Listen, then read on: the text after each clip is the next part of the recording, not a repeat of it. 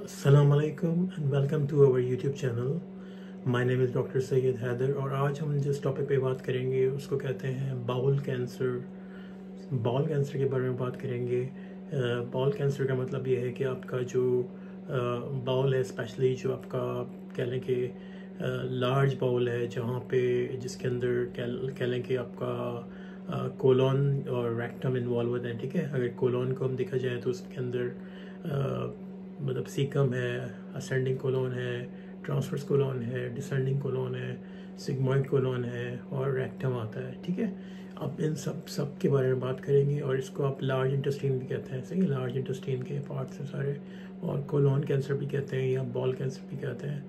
तो इस टॉपिक के अंदर ऊपर बात करेंगे, लेकिन सबसे पहले अगर आपने अभी तक हमारा चैनल सब्सक्राइब नहीं किया है तो please subscribe this our channel and share this video to your family and friends. Thank you so much.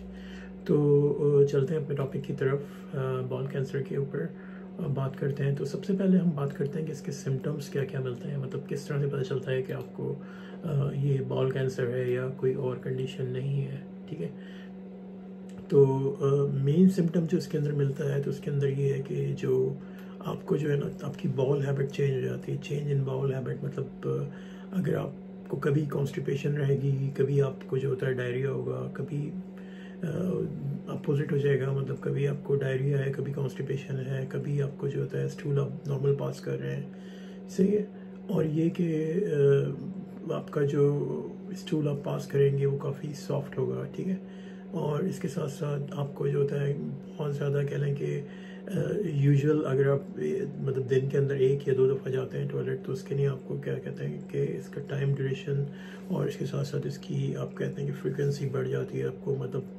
Normal से ज़्यादा जाना होगा। ठीक है, वो चाहे 2 दफ़ा हो, 3 दफ़ा हो या 4 दफ़ा हो। सही, इसके साथ साथ आपको जो आप स्टूल पास करेंगे उसके अंदर आपको ब्लड भी मिलेगा। ठीक है, ब्लीडिंग भी होती है, रेक्टम से ब्लीडिंग हो रही है या कोलोन के किसी भी पार्ट से ब्लीडिंग हो रही है, तो ये भी इसका एक सिम्टम्स है। ठीक है, तो इसके साथ साथ मतलब आपको मतलब बहुत ज़्यादा फ्रिक्वेंसी होती है कि अगर आप अभी भी वापस आएँ, फॉर एग्जांपल आप टॉयलेट से आपने स्टूल पास किया, लेकिन आपको दोबारा से फील होगा कि नहीं अभी मैं मतलब प्रॉपर मैंने जो होता है ना स्टूल पास नहीं किया, तो आपको दोबारा से जाना होगा।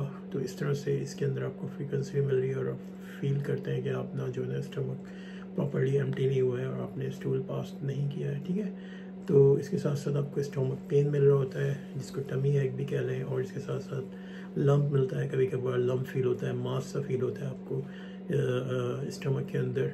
ठीक है, और ब्लोटिंग मिल रही है और वेट लॉस आपको मिल रहा है, और without trying to lose weight. इसके साथ साथ आप बहुत ज़्यादा टायर्ड रहते हैं विदाउट एनी रीज़न। ठीक है, तो ये सारे इसके मेन सिम्टम्स हैं, जो बाउल कैंसर के मेन सिम्टम्स हैं। ये सारे सिम्टम्स मिल रहे होते हैं आपको। ठीक है, बाउल कैंसर के अंदर। तो इस तरह से मतलब जो भी पेशेंट आता है डॉक्टर, तो इस तरह से आपको बताएगा कि भाई जो भी पेशेंट होगी उसकी कंप्लेन यही होती है कि डॉक्टर साहब मुझे जो होता है बार बार टॉयलेट जाना पड़ रहा है, और जब भी मैं स्टूल पास करता हूँ काफ़ी सॉफ्ट स्टूल होता है, ये कभी मुझे डायरिया रहता है, कभी कॉन्स्टिपेशन रहती है। ठीक है, और मेरी जो बाउल हैबिट है वो चेंज हो गई है। कभी मैं पहले मॉर्निंग में जाता था, अब मैं दिन में भी जा रहा हूँ, रात में भी जा रहा हूँ, इस तरह से। और मुझे जो होता है जब भी स्टूल पास करता हूँ तो मुझे ब्लीडिंग होती है, मतलब ब्लड मिलता है स्टूल के अंदर।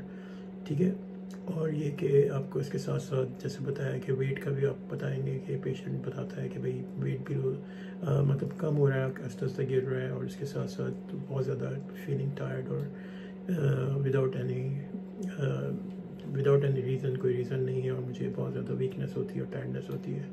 ठीक है, तो ये सारे इसके सिम्टम्स हो जाते हैं। सिम्टम्स के साथ साथ अगर हम बात की जाए कि अगर ऐसे सिम्टम आपको मतलब 3 to 4 वीक्स से ये सिम्टम्स मिल रहे हैं, तो I think you need to contact your doctor as soon as possible. ठीक है, अगर इस तरह के आपको 3 से 4 वीक्स हो गए और आपको यही सिम्टम्स मिल रहे हैं कि जो भी डिस्कस किए हैं, तो आपको मतलब फ़ौरन अपने डॉक्टर से कंसल्ट करना चाहिए कि ये जो होता है, ये जो होता है बॉल कैंसर भी हो सकता है आपको।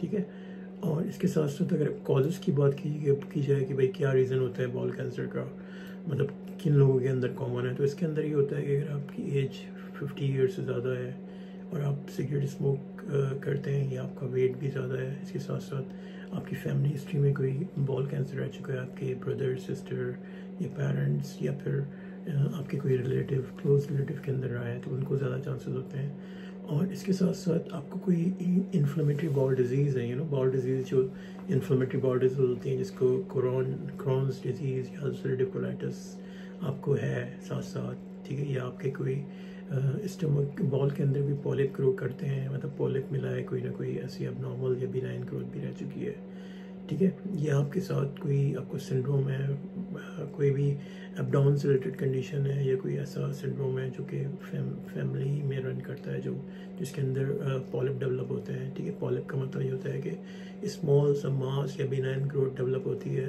आपके किसी भी लार्ज इंटेस्टाइन या के पार्ट के ऊपर, ठीक है। वो या तो बिनाइन भी हो सकता है या फिर कैंसरस भी हो सकता है, ठीक है।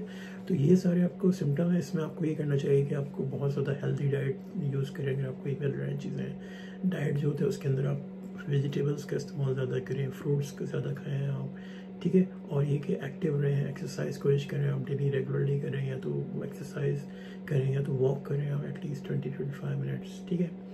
इसके साथ साथ अगर आपका वेट ज़्यादा है तो वेट लूज़ करें, या फिर इसको स्मोकिंग करते हैं तो स्मोकिंग को छोड़ें, या ड्रिंक करते हैं तो उसको छोड़ें, ठीक है। और इसके साथ साथ प्रोसेस फूड ना खाएं, ठीक है। कोशिश करें कि फ्रेश चीज़ें खाएं, प्रोसेस फूड ना खाएं, या प्रोसेस मीट जिसे कहते हैं, ठीक है।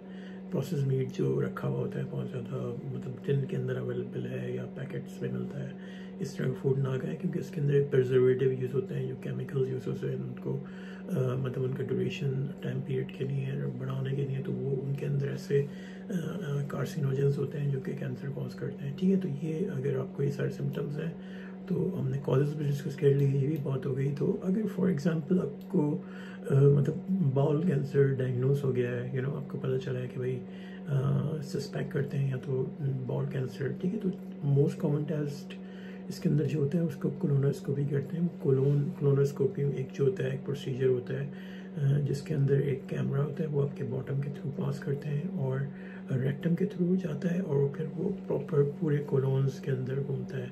मतलब पहले वो रेक्टम में गया, फिर सिग्मॉइड कोलोन में जाएगा, फिर जो होता है डिसेंडिंग कोलोन में, फिर जो होता है आपका जो फ्लैक्चर होता है, स्प्लेनिक फ्लैक्चर में भी देखता है कि यहाँ तो कुछ नहीं है, फिर जो होता है वो ट्रांसवर्स कोलोन, फिर जो होता है वो हेपेटिक फ्लैक्चर जो आपका होता है उसके अंदर देखता है यार ये तो कोई एबनॉर्मलिटी नहीं मिल रही यहाँ पे कोई, या फिर वो डिसेंडिंग कोलोन में फिर सीकम में आके देखते हैं कि भाई यहाँ पे कोई पॉलिप तो ग्रो नहीं कर रहा, या कोई कैंसर कहाँ पर है, ठीक है। तो ये चीज़ जो होती है कोलोनोस्कोपी के ऊपर डायग्नोस होता है कि यार आपको कोई बाउल कैंसर तो नहीं है, ठीक है। और रिजल्ट जो होता है उसी वक्त पता चल जाता है। अगर कहीं वो सस्पेक्ट करते हैं कोई एबनॉर्मलिटी मिल रही है, या कोई इन्फ्लेमेशन मिल रही है, या कोई पोलिप मिल रहा है, तो उसको कोशिश करते हैं तो रिमूव कर दें एट द सेम टाइम, और बायोप्सी ले लें वहाँ से, ठीक है। तो ये आपको चीज़ें जो होती है ना इसके अंदर मिल रही हैं बाउल कैंसर के अंदर।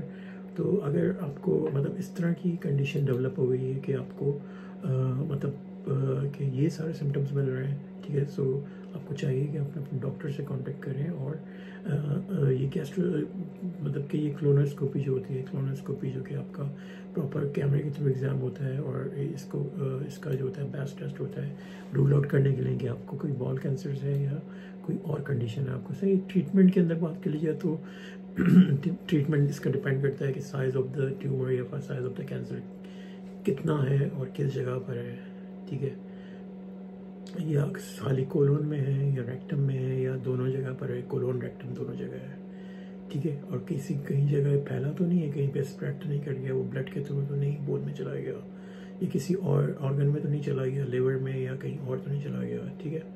और ये सारा डिपेंड करता है फिर ट्रीटमेंट, या तो फिर कीमोथेरेपी है या रेडियोथेरेपी है या फिर सर्जरी होती है, ठीक है। सर्जरी में ये करते हैं कि जो भी पार्ट किसी भी इंटेस्टाइन का है तो उसको वो निकाल देते हैं, और बाकी जो होता है एक एनास्टोमोसिस बना देते हैं। फॉर एग्जांपल करेंगे अगर कैंसर जो होता है वो आपके कोलोन में है, डिसेंडिंग कोलोन में, ठीक है। तो डिसेंडिंग कोलोन में है तो वो क्या करते हैं, जिस पार्ट पे कैंसर होता है उस पार्ट को कट कर देते हैं, और डिसेंडिंग कोलोन को फिर वो क्या करेंगे, जो कट पार्ट होता है कैंसर का उसको निकाल देंगे, बाहर रख देंगे, और आपका जो कोलोन होता है उसको फिर अगर वो रेक्टम के साथ उसको मिला देंगे, एक तरह से एनास्टोमोसिस डेवलप कर देंगे, और फिर उनको चेक भी करना होता है कि एनास्टोमोसिस लीक टेस्ट होता है कि यार ये लीक तो नहीं हो रहा। फॉर एग्जांपल अगर आपका बॉल पास होगा वहाँ से प्रॉपर आपका फूड जाएगा तो कोई लीक तो नहीं हो रहा। और कुछ अरसे जो होता है वो फिर या तो कोलोस्टोमी बना देते हैं एक तरह से, मतलब आप जो होता है स्टूल जो होता है वो फिर ट्यूब के थ्रू पास करते हैं कुछ अरसे, फिर जो होता है उसको दोबारा से जो होता है उसको परमानेंट करके रिपेयर कर देते हैं।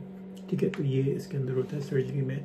और अगर रेडियोथेरेपी भी होती है, रेडियोथेरेपी में क्या करते हैं कि मतलब रेडियोथेरेपी में ये करते हैं कि जो कैंसर का साइज़ जो होता है उसके ऊपर रेज देते हैं। ठीक है, रेज के थ्रू उसको कम करते हैं। ठीक है, साइज़ डायरेक्टली उसी हिस्से पे रेज करते हैं और उसको कोशिश करते हैं कि ये जो होता है ना इसका साइज़ कम करें कैंसर का। और फिर कीमोथेरेपी होती है। सही है, कीमोथेरेपी में ऐसी मेडिसिन देती हैं जो कि कीमोथेरेपिक के थ्रू जो होता है ना वो जो होता है कैंसर को कम करती है, उस जगह पे कैंसर को टारगेट करती है। ठीक है, और ये कि कुछ कंडीशन के अंदर दोनों यूज़ करते हैं। ठीक है, या फिर बाद जगह फिर इलियोस्टोमी बना देते हैं कि इलियोस्टोमी में होता है कि हाँ या कोलोस्टोमी बना देते हैं, या तो परमानेंट और टेम्पररी डिपेंड कर रहा होता है। ठीक है, आप जो स्टूल पास कर रहे होते हैं वो फिर एक उसमें जा रहा होता है कुछ अर्से के लिए, जो आपका बॉल का पार्ट होता है उसको स्टमक पे लाके एक ट्यूब से कनेक्ट कर देते हैं। ठीक है, तो अगर आप thank you so much for watching this video. अगर कोई भी आपको क्वेश्चन है बॉल कैंसर से रिलेटेड या उसके सिम्टम्स या ट्रीटमेंट, तो प्लीज़ कमेंट बॉक्स में आप प्लीज़ अपने क्वेश्चन लिखें और share this video to your family and friends and like and subscribe our channel. Thank you so much. Bye.